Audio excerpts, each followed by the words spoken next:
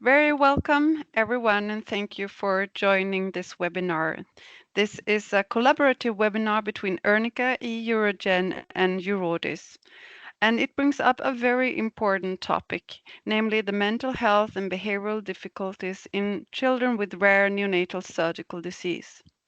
And with us today, we are honored to have several experienced and prominent speakers. Kate Tyler, who is a patient representative of eUrogen, member of the Federation of Esophageal Atresia and Tracheoesophageal Fistula Support Groups and Max Trust, and she will give voice to a patient experience of mental health. We also have Sara Persson, who is a pediatric surgeon from Queen Sylvia Children's Hospital and a PhD student who has dedicated her thesis on studying mental health and behavioral difficulties in rare neonatal surgical disease, and she will share some of her findings. We also have Dr. Andre Rittman, who is a senior neuropsychologist from Erasmus Medical Center, Sophia Children's Hospital, Rotterdam, the Netherlands, and Matt Johnson, mental health lead at EURORDIS, the European Organization for Rare Diseases and co-chair for the Mental Health Partnership Network. My name is Michaela Dellenmark-Blom, and I am the moderator of today's webinar. We will now start listening to each of the speakers, and once they are finished, I will open up to a discussion among us. And during the speaker's presentation, I kindly ask you to stay muted. Thank you. So let's start with the first speaker, Sara Persson, who will briefly present the conditions we focus on today.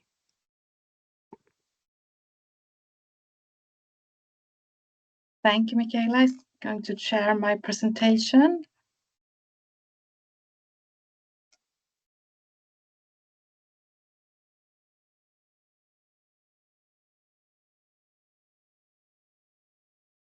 It's working on it.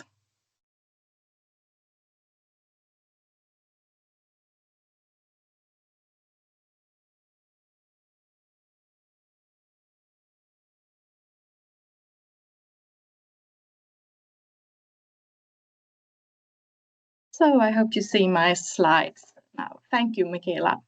There it is. Perfect. Firstly, I will give you a brief introduction to the different conditions included in this webinar, and they are esophageal atresia, congenital diaphragmatic hernia, abdominal wall defects, which includes gastroschisis and omphalocele, Hirschsprung's disease, anorectal malformations, and surgically treated necrotizing enterocolitis. They are all congenital conditions apart from necrotizing enterocolitis, which affects preterm babies who often have other severe conditions and are treated in the intensive care units. These conditions encompass anomalies from different parts of the gastrointestinal tract, but also other organs, for instance, the respiratory tract, as is the case for esophageal atresia and congenital diaphragmatic hernia. There is a variety between these conditions, but also within each group. So what do these conditions have in common? They are all covered within the European reference networks, the ERNs, and they are all low prevalence conditions. They are complex congenital or early acquired conditions, and they require major surgery. They are all associated with a risk of chronic disease-specific morbidity, and the patients need inpatient postoperative care as neonates. These conditions come with long-term hospitalizations, medical procedures, and healthcare needs.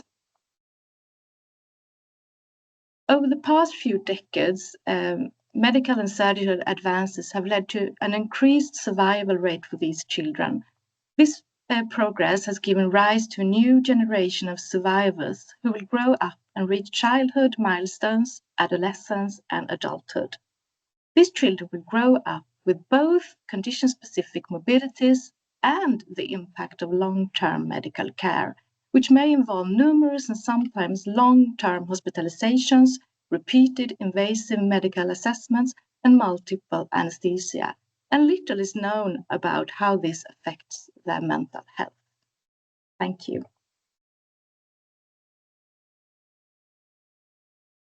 Now we will we'll give the word to Kate Tyler. So you can start sharing.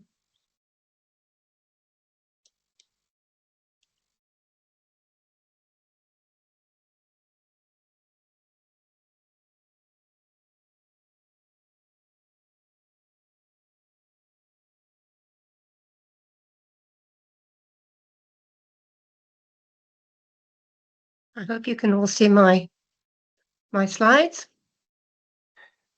We can see your speaker's notes as well. Oh, Slide those. Yeah, they're here. Did you already Okay. put it in presentation mode? yep. Okay, just bear with me a second. Okay. Is that better? No, those are only the speaker notes. You can still see the speaker notes. Yeah. You can do the minus on the top right on your screen. Or that will be forward, backward. No, that won't work. Okay. I believe as you are using. Bear with me. Bear with me. Bear with me. Bear with me. Okay. Is that better? Yeah, that's it. This is perfect. Okay. Sorry about that. I'm quite the novice at this. Thank you so much for inviting me to take part in this webinar. I'd like to take you on my journey from birth to where I am today. Some of this is quite difficult to share, but at the end, I hope you will see that despite the challenges of living with a rare condition, I'm able to live my best life.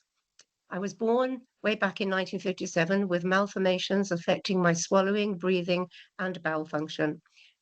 A diagnosis of tracheoesophageal fistula, esophageal atresia, anal rectal malformation, and a volvulus was made, all needing emergency surgery at Birmingham Children's Hospital.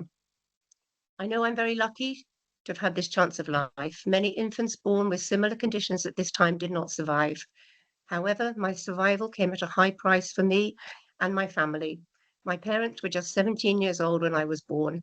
The world was very different then, with no acknowledgement of the physical and emotional impact of rare disease and neonatal surgery. In the 1950s and 60s, there was little understanding of the importance of parents bonding with their baby. There was no time to hold, to cuddle, to gaze in wonderment at the miracle of life. All was rushed. A panic-filled delivery room, healthcare professionals explaining things in a medical language my parents did not understand, and me being taken to a hospital 60 miles away, safe in the hands of medical experts, but in a very different world, away from the arms of loving parents. In those days, separation from parents was accepted as normal, parents visiting only a couple of hours a day. The hospital hierarchy had control over the sick child. Basic needs were provided, but emotional care was mostly neglected. In many ways, the child became the property of the institution. This continued throughout my childhood. An understanding of attachment theories became widespread in the 1960s, and slowly things changed for the better. At home, my parents were often alone and ill-equipped, managing intricate, time-consuming care and balancing the needs of my family, all of which was very challenging. There was no professional support network at home. I grew up knowing I was different. I had many scars. My swallowing, breathing, and bowel function were not the same as my siblings or my friends. I was always alert. Would the loud barking cough draw attention? Was there a drink in case I got food stuck in my esophagus? And always the fear of soiling my underwear. All compounded by professionals telling my parents they had fixed my malformations at surgery. When I got food stuck, it was my fault for not chewing properly. When I faced constipation, fecal impaction, and soiling, I was described by doctors as naughty for not using the toilet. Professionals rarely spoke to children. They did not explain what they intended to do. Taken on a trolley into anaesthetic rooms and left on my own. Anaesthetic masks and rubber tubing on the wall, the smell of anaesthetic gas pervading everything, and a masked face peering at me through the circular window. Examinations were scary, my small body exposed to their prying eyes and examining hands. No explanation, no consent. Some staff were rough when they handled me. Experts, examinations, interventions, and treatments did not help. Many treatments were done without sedation. Enemas were horrendous. Soap and water enemas remain a vivid memory, painful and undignified procedures, with the inevitable fecal leakage and trying to get to the bathroom quickly. It felt like a hopeless situation. There is deep sense of aloneness that no one understands and no one can help. It took years to manage my continence. Showering after physical education was a nightmare. Children making fun of my scars, the teacher not stopping them.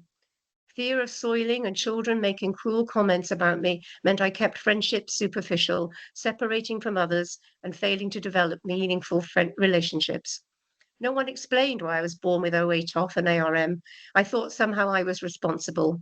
I was envious of my sister. She did not have the scars I had. Envious of my brother. It seemed our mother loved him much more than she did me.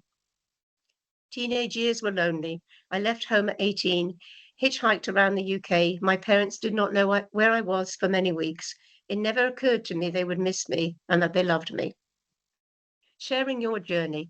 I've seen many changes over the years. Parents are encouraged to be with their sick baby and are equal partners in decision making and care planning. Professionals should explain the condition, the necessary treatments and operations in a manner that parents can understand, helping them navigate difficult decisions, becoming a strong voice and advocate for their child.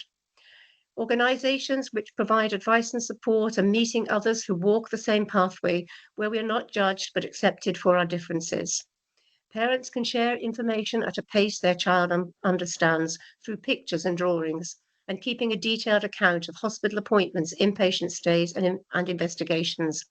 This can provide the tools their child needs to self-advocate, to better understand their own patient journey. Today, we have a greater understanding of the impact of repeated invasive procedures where the child has little control and consent is not routinely obtained from them. These experiences can have a lifelong impact on mental health and well-being, and in my opinion, should be at the forefront of health practitioners when they're working with children and adolescents. Building on the information you have about your childhood is essential. Medical records help us put the jigsaw pieces of our life together, seeing the bigger picture and understanding the journey you've taken since birth. Some adults do not have their full medical history, then it's hard for them to understand their conditions and the surgeries and the treatments they've had. They're not fully equipped to explain their condition and their symptoms to healthcare providers. Notes which have been destroyed or lost can have a significant impact on emotional well-being. And as a patient representative, I help others find the courage to speak out, to self-advocate with knowledge and confidence. I think coming to terms with being different is not so hard when you open your heart and look outwards and realize all humans are different and many others face enormous challenges too. Sadness comes into my life at different times. I've learned to live alongside it. It's on the path next to me and sometimes it steps in front of me and it trips me up. I acknowledge that grief. I cherish myself through those difficult days. Sometimes you have to dig deep and find your inner strength. Talking can be healing too, finding someone you trust with whom you feel safe. That is when organizations which understand your experiences can be incredibly valuable. I think finding activities which enrich your life, bringing happiness and calmness are important. For me, this means being outdoors and connecting with nature, socializing with friends, gardening and baking. I'm comfortable in my own skin and at peace with my condition. These rare and complex congenital anomalies have shaped the person I am. The journey has at times been difficult, but I've met amazing people along the road and I'm eternally grateful for their friendship and love. And finally, my role as an EPAG for EUROGEN, working with Dahlia and Nicole on this anal rectal malformation patient journey has been a huge honor. They have truly helped me to heal my childhood traumas. Thank you very much for listening. Thank you so much, Kate, for sharing. Now we will continue with Andre Rittman, who will give us the definitions and explain how to assess mental health and behavioral difficulties and exemplify a model for follow-up care at Erasmus Medical Center.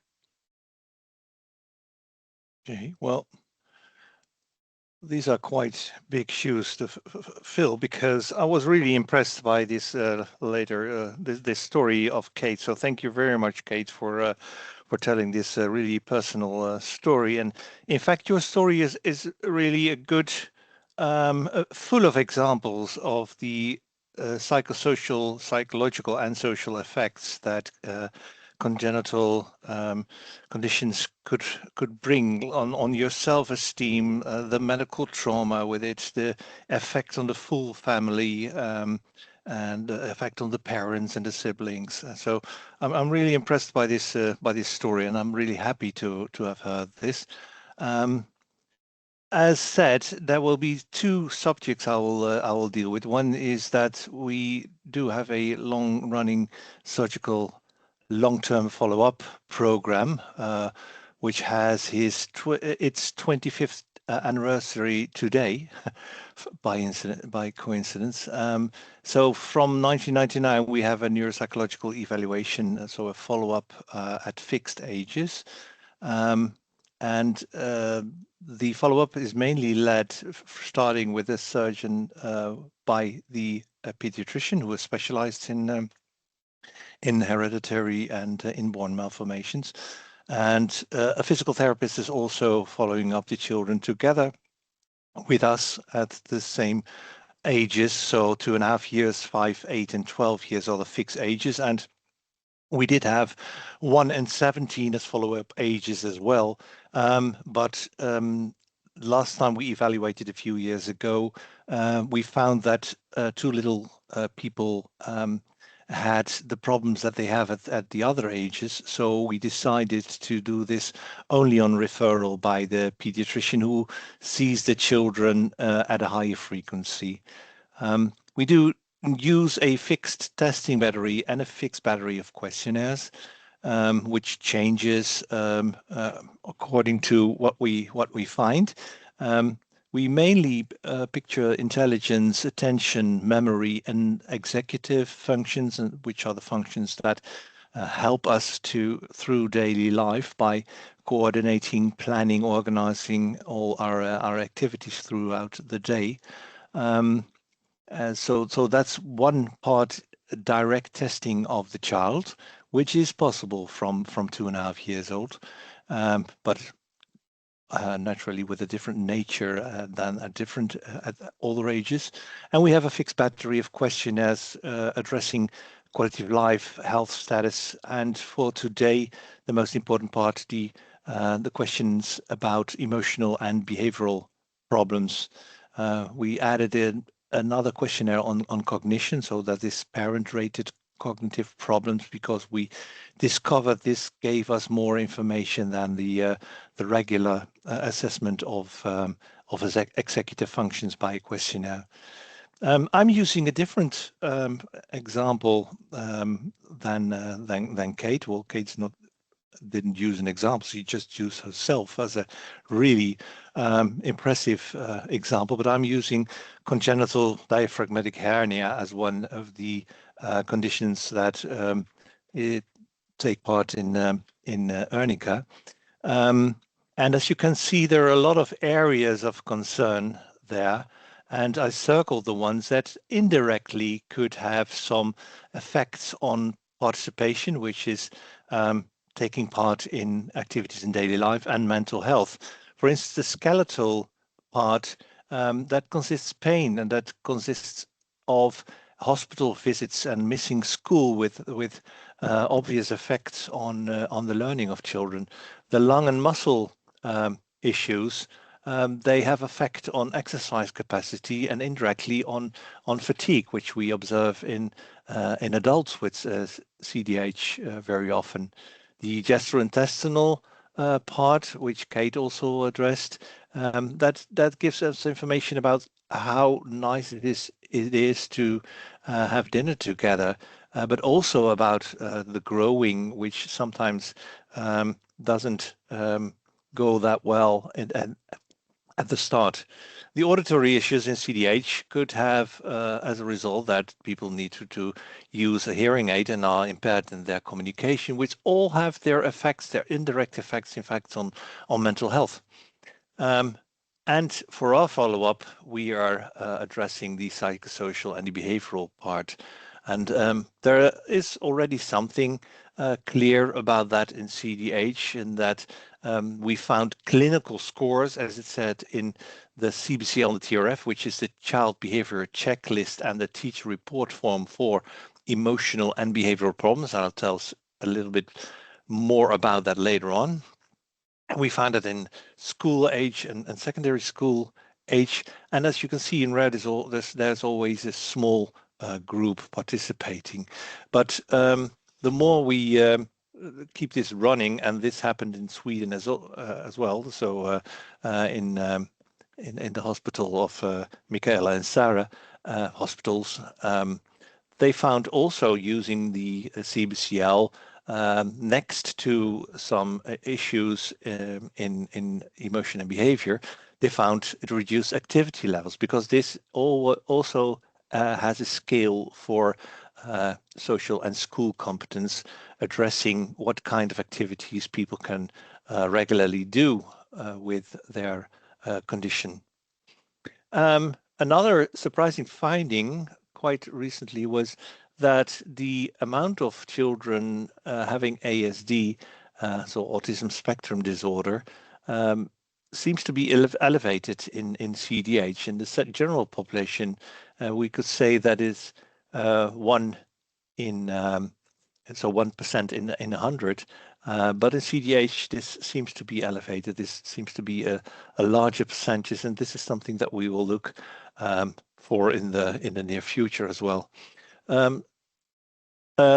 A study we did quite recently, which isn't even yet published, by Rebecca Pulverenti, one of our PhD students, addresses quality of life and emotional behavioral problems in adults with CDH.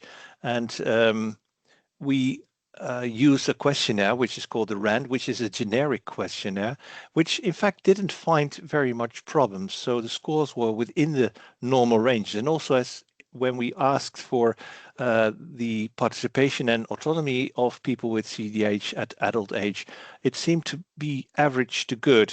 But looking more closely with instruments addressing fatigue and emotional problems, we found that 80% of the people, they experience severe fatigue, which also has a big influence on their mood. So the direction is not quite clear, but because we also found more internalizing problems, which means that people experience more anxiety, more mood problems, and more somatic problems. We also could find, and this is mostly the case in these kind of studies, you try to find predictors of the issues that you find, and determinants of good physical health are having had regular education, so no special education, having a higher exercise capacities or better physical condition, and a supporting social environment. And predictors or determinants of good mental health-related quality of life are a primary diaphragmatic repair, which is one of the indicators also of severity, and fewer internalizing problems. And here you see that internalizing problems, as I explained, are directly related mostly to the mental part of health-related quality of life. Most people also want to know what you do with the findings that you get from doing this regular assessment. Well, firstly, many children do not experience really serious issues. Firstly, and that means up until the age of 8, we ask the parents who don't find that many issues in a lot of children. Later on, we ask the children themselves also. And in some groups, we didn't find any problems, or just a limited amount of problems.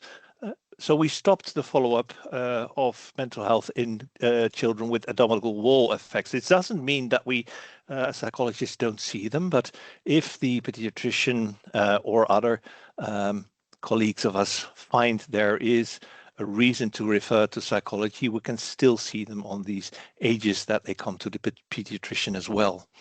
We have the possibility in our hospital to refer internally, which means that we have psychologists, social workers, and specialized nurses in mental health to address acute problems or problems that are really directly connected to the medical procedures. So also to assist with medical procedures, that we have specialized people for that. And if there are suspected psychiatric or developmental issues like intellectual disabilities, we have a Department of Child and Adolescent Psychiatry and Psychology for assessment and treatment. However, a lot of the families live more than 1 hour's travel away.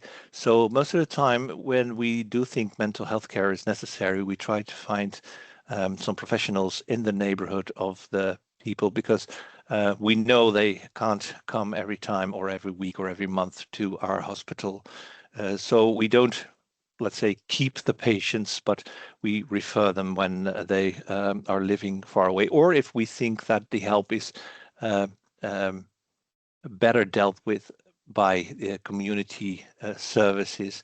Also, the single mental health issues like single diagnoses is something that we refer to in the to the basic mental health services, and the complex mental health services. We have the specialized outpatients clinic for that in the Netherlands. So then we refer to those.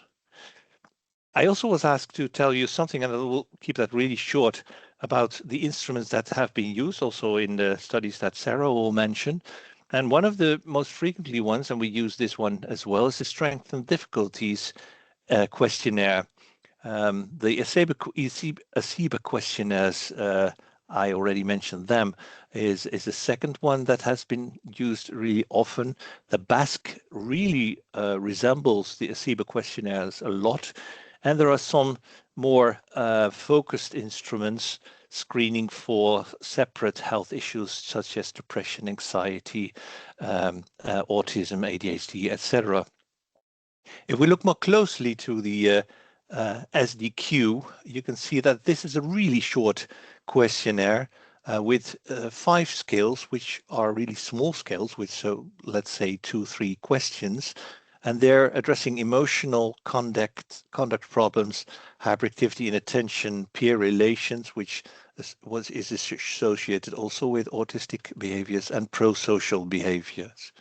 There has been a really nice paper for the validation of this instrument and how it is able to screen for these problems in our country, and the reference is below. Finally, the ACEBA, which is an abbreviation of the Ackenbach system of empirically based assessment. This has given us, with a lot of data of a lot of children, a structure of looking at mental health issues, dividing the problems in internalizing and externalizing, and you can see the sub scales for that. So I already mentioned internalizing, and the scales are a bit different on different ages, but for this 1.5-5-year version, it's emotional reactivity, being anxious or depressed, somatic complaints, and being withdrawn. And for the externalizing side, it addresses attention problems and aggressive behavior. As I said, there are a lot of questionnaires. You can see them down here. I won't tell you about it. About all of them, but it really depends on who you're asking, which means the patient, the parents, or the teachers, and at what age you are asking these questions. And the both the BASC and the ACEBA questionnaires are famous for these kinds of profiles, where on the left side you find the internalizing problems, and there is this nice graph telling you which scores are above the clinical range, which is the upper dashed line. Within the 2 dashed lines, you will find the borderline scores, the borderline clinical range, and below that means that compared to children of the same age or people of the same age who don't have that much emotional and behavioral problems. I use the word emotional and behavior most of the time kind of synonymously, emotional for the internalizing, and for the externalizing, I use the behavioral issues, because we are talking about aggressive behavior. We're talking about oppositional, defiant, rule-breaking behavior on the externalizing side. And what is nice about these really large population studies is that we know, and this is the last slide, we know which countries have scores in the low, middle, or high range. So we know something about the cultural effect on emotional and behavioral issues. So I'm not within my time, I think, but thank you for your attention. This is our CHILL team, our follow-up team for surgical conditions. And I'll give the word back to Michaela. Thank you so much, Andre. This was very helpful for this presentation. I'm now excited to introduce Sara, who will share her findings from a systematic literature review on this topic. Go ahead, Sara. Thank you.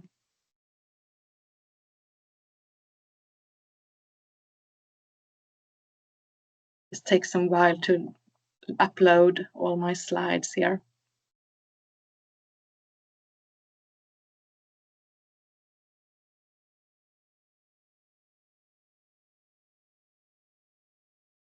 If you just give me some more seconds here. Now it's working. Thank you. Okay, good. So I will now present some of the preliminary results from our systematic literature review with the title Mental Health and Behavioral Problems in Children with Rare Neonatal Surgical Disease. And I would like to thank my partners whom I'm working with in this international multidisciplinary working group. So this picture illustrates the number of articles that met the inclusion criteria. And as you can see, there is a difference in how much attention the different conditions received. For instance, 18 articles about anorectal malformations, but only 9 for abdominal wall defects met the inclusion criteria. And for surgical necrotizing enterocolitis, only 2 articles met the inclusion criteria. And we found that the research mainly was conducted in Western Europe and North America. And for instance, only 1 study from China met the inclusion criteria, and there was no representation at all from India, South America, or Africa. And if we take a look at the study characteristics of the studies included, we can conclude that the majority of the studies were cross-sectional and single-center studies.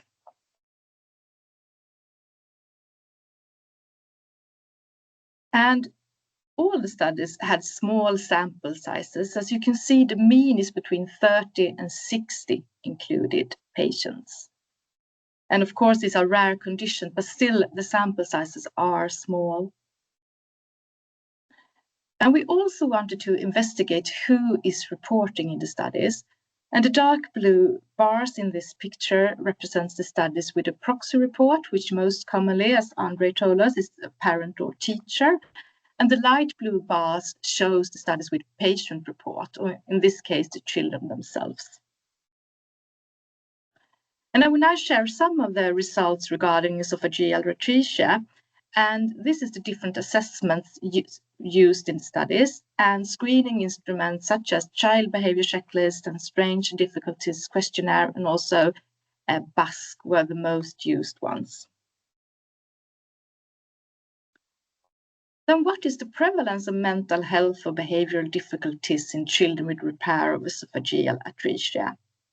We performed a meta-analysis, and we could conclude that almost 1/3 of the children with repair of esophageal atresia reported elevated levels of mental health difficulties, including overall internalizing and externalizing symptoms. Then what is the relationship between mental health and quality of life? 2 studies analyzed this, and they both found a negative correlation between mental health difficulties and quality of life. So what about congenital diaphragmatic hernia, necrotizing enterocolitis, and abdominal wall defects? And just as the results of esophageal atresia, screening instruments such as child behavior checklists, strength and difficulties questionnaires were the most used ones. So is the prevalence of mental health or behavioral difficulties higher than in the general population among these conditions? When it came to congenital diaphragmatic hernia, 9 studies assessed mental health or behavioral difficulties.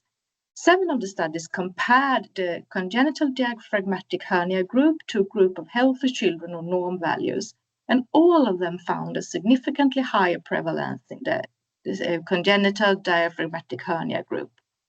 When it came to abdominal wall defect, 9 studies assessed mental health or behavioral difficulties, and 5 studies compared the abdominal wall defect group to a group of healthy children on norm values. In one of them, there was a significantly higher prevalence in the abdominal wall defect groups. And finally, surgical neck. There were only 2 studies who assessed mental health or behavioral difficulties in this group, and none of them compared with a healthy control group or norm values. And none of the studies of any of the conditions compared the relationship of mental health difficulties or behavioral difficulties to quality of life. And since we haven't finished the analysis on anorectal malformation and Hirschsprung's disease, I would like to share some results with you from a recent systematic review on the subject, and it's made by ERNICA. And they could conclude that anxiety disorders is present in 1 out of 7 individuals born with anorectal malformation or Hirschsprung's disease, and depressive disorders is present in 1 out of 5 born with an anorectal malformation and 1 in 20 with Hirschsprung's disease. So finally, what is our future recommendation? First, more research is warranted since our study indicates that the prevalence of mental health difficulties is higher among these children than the general population.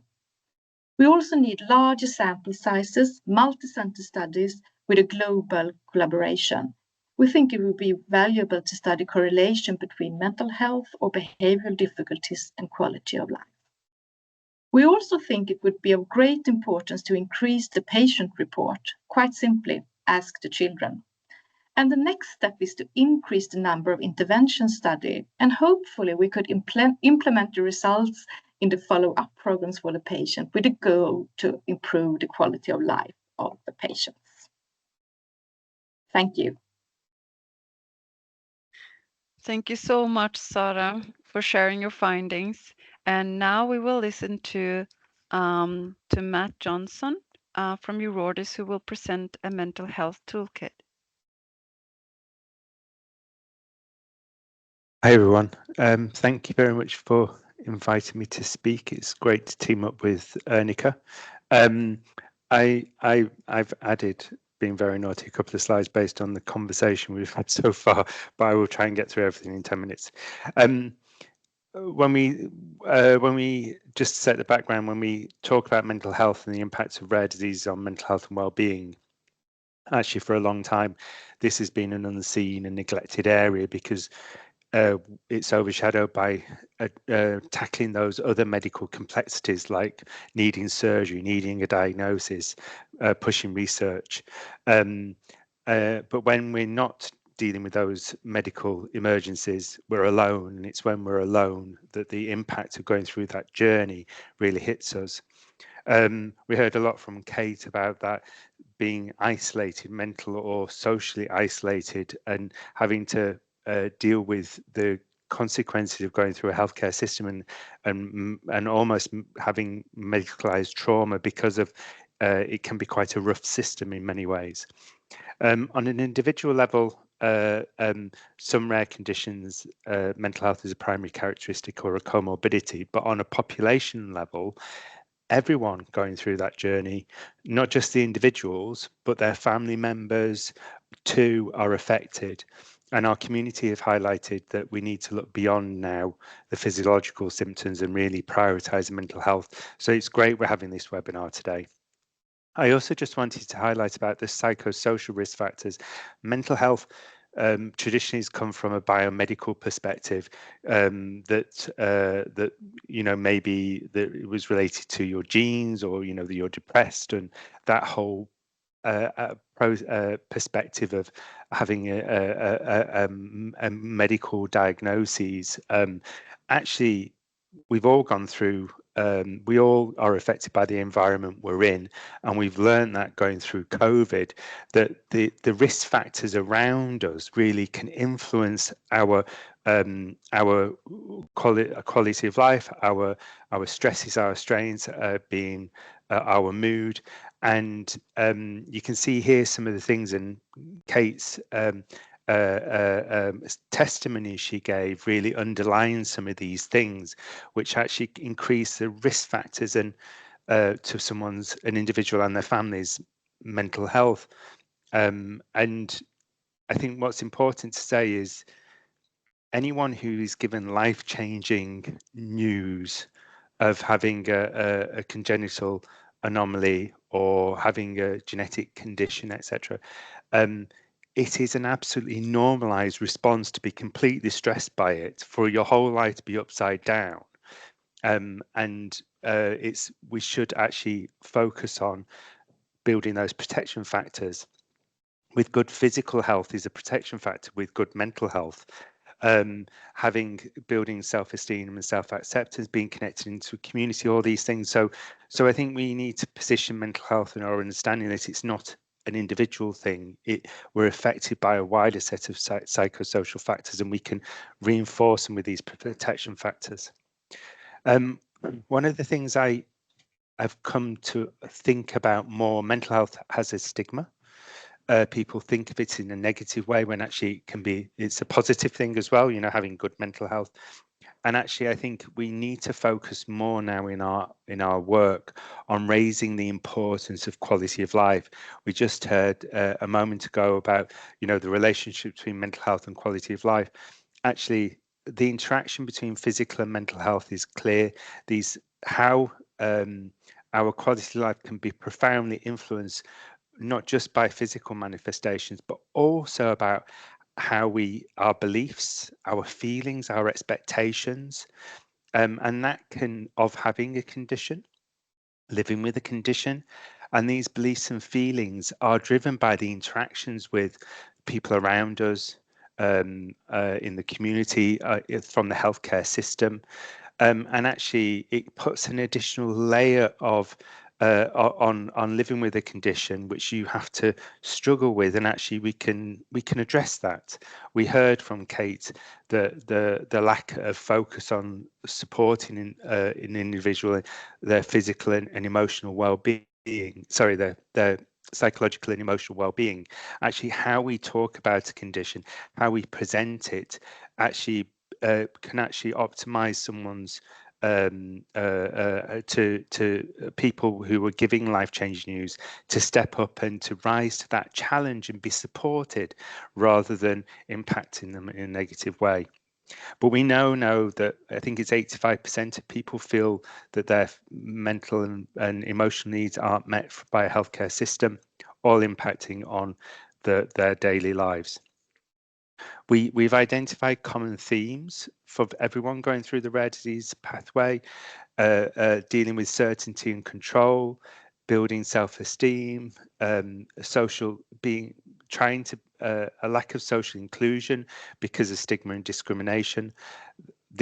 Because of the uncertainty, we have a thirst for knowledge and more information, which is a bit of a double-edged sword, because with that, when it's unfiltered, it can bring other possibilities which might not even be a reality. Care can be fragmented, leaving the pressure and burden on an individual and their families, and everything's a bit too much medically focused. Guidelines, when your guidelines developed, it rarely has in there the psychological support aspects or in there, and that's stuff we can tackle. It's not surprising, the rare disease community, I've collaborated and been part of it for about 15 years now, and actually we're a resilient bunch. We've built a complex set of coping mechanisms, some are here, which can optimize an individual and family's resources to deal with these uncertainties, deal with the stigma, deal with how we're treated. But one key one there at the bottom is about being connected into a community, being seen by others who understand what you're going through, and that is a game changer. So if any of the clinicians online, if you have a suspected rare condition, a family experiencing that, connect them with a patient group. That will optimize their personal resources. I added this slide quickly just to underline the impact on the family. Parents particularly will not respond to any questions about how they're getting on by medical professionals, because they think that any time they take from the health system is taken away from their child. So they want everything to be focused on the child and the child being okay. But actually what we know is when parents and caregivers and partners, mental health and well-being is supported and optimized, actually that has a positive impact on the person living with the condition. So family functioning can be one of the most important predictors of quality of life and mental health. And the need to focus on family focused care.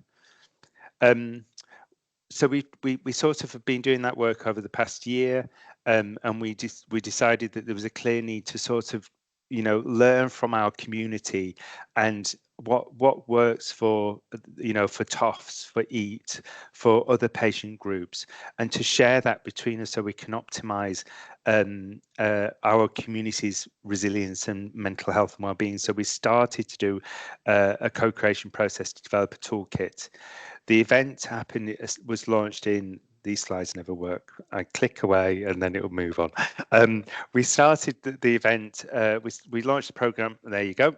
You see Andre here, we've got him involved right at the beginning.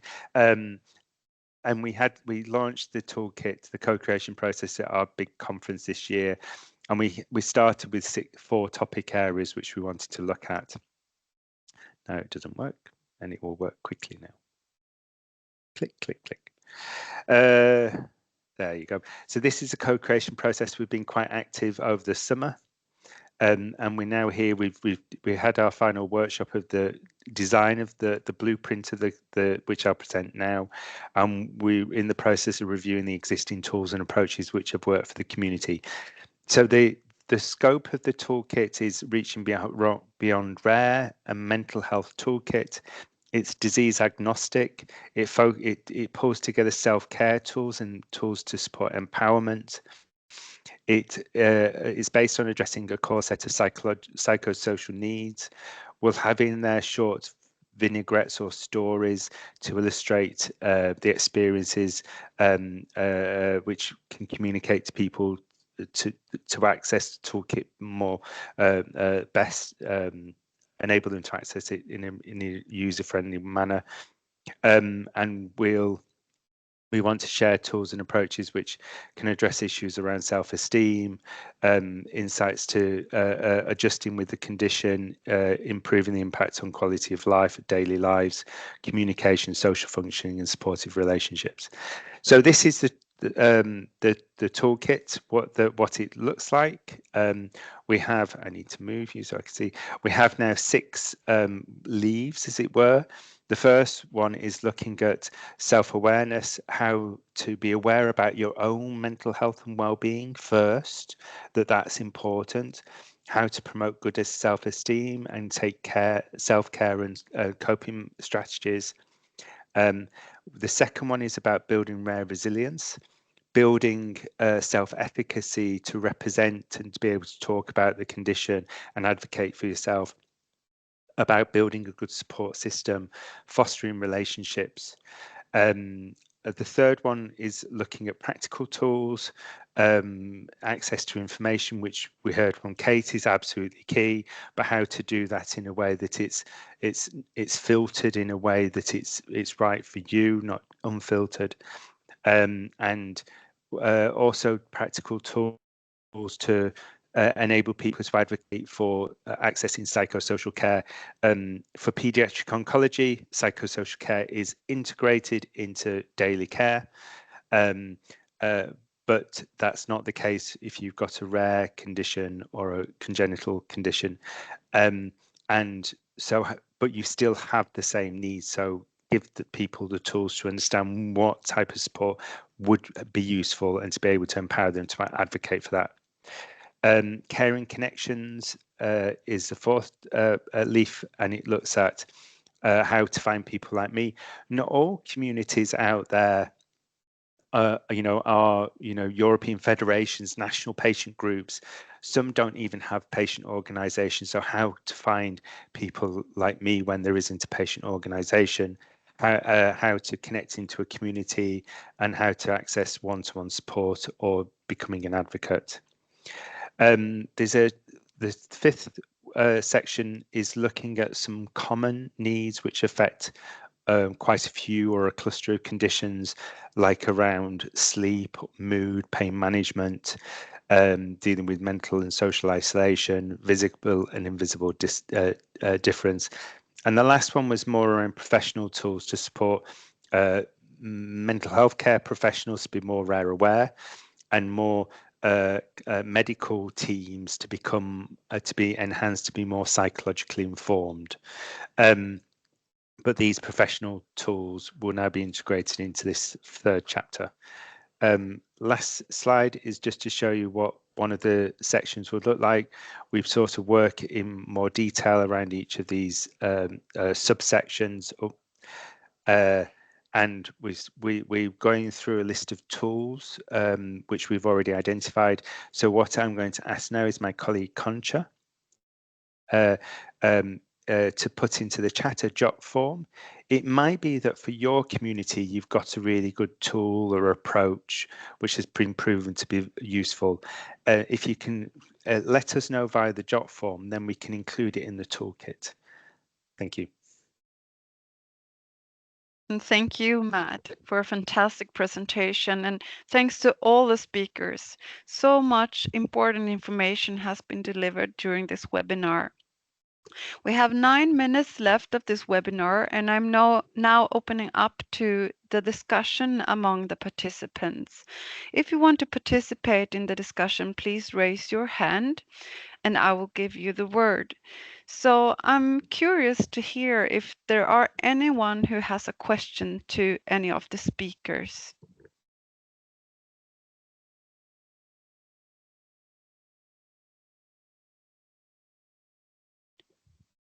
No? Okay, so I know there are healthcare providers, researchers, patient and caregiver representatives participating in this webinar. I wonder about the experiences you make. Do you encounter any mental health needs among children with any of the conditions of today's webinar?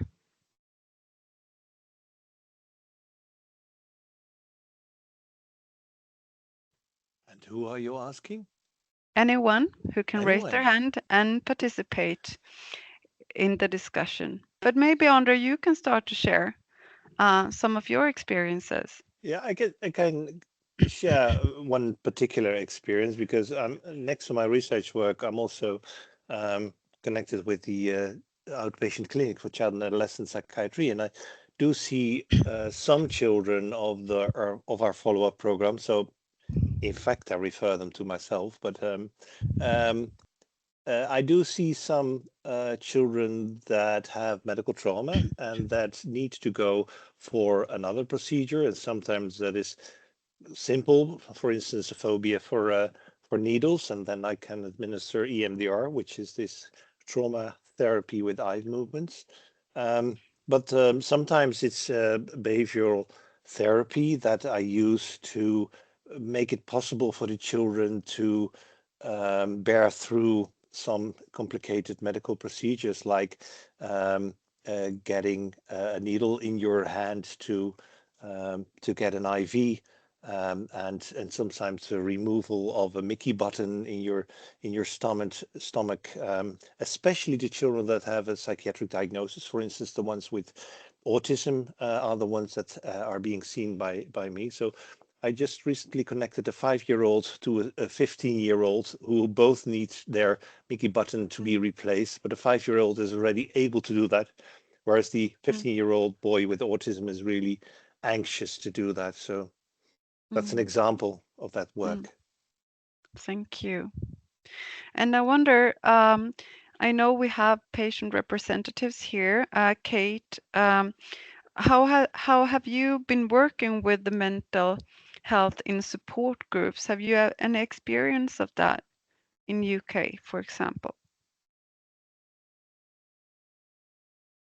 Sorry, I couldn't find my mic. There we are. I think what's really interesting is the determination amongst the professionals and in the 21st century to try really hard, working together and listening to the voices of patients and their families to try and make this whole journey as comfortable, as peaceful as possible. And that's absolutely admirable. But a lot of the patients or clients, whatever you that I come across, I meet, I chat with, are much older. And in my opinion, this is a lost group of adults who have experienced really significant medical trauma. So when Andre talks about removal of a gastrostomy button, and it may well be in the minority of children now because they have the support right from the beginning, the recognition right from the beginning of how important consent is and that children feel in control.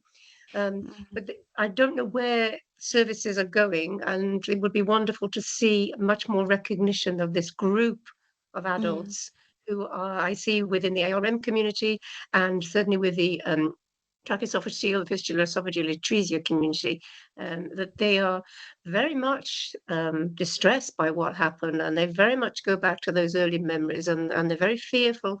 And then often when they present at a healthcare practitioner, as I said in my short presentation, actually you were fixed at surgery, so why have you got problems, with your swallow, or why do you feel uncomfortable about your scars, or why have you got a problem with these things? So I appreciate that this group is not about the adults population, but I think thank you because of the work you're all doing. It's amazing. But I know that there are a lot of adults out there who are struggling with their mental health and the effects of, as I say, repeated, invasive, unpleasant, without parents being there, all the things that don't happen now. Thank you. Thank you. Did we have a comment in the audience? Sophie Delaby, did you want to make a comment? Hello, yes. I am wondering if the child has to have a procedure quite invasive, and medically it's the best to do it at young age, before 2 years old. But it's also possible to do it only at 6, 10 years old, but it will have to be done. What is the best to do? Do you have to say no, the consent of the child is very important, is more important than the being kind like less conscious of the situation, being younger than 2 years old? So what is the best moment, in fact? Andre, I heard you. You want to make a comment? Yeah, but legally we need the consent of the parents at that age, and most of the time it's not that simple that when surgeons consider of performing this procedure at 2 years old, that you can for the same do it also at the age of 6 without any consequence. Most of the time there are consequences, and sometimes if there are no, I think postpone it is one of the ways of dealing with it. Then again, sometimes life quality increases hugely by these kinds of procedures. So it's something you need to weigh. And also, if you are convinced that is really going to be painful, of course, local anesthesia works in a lot of children.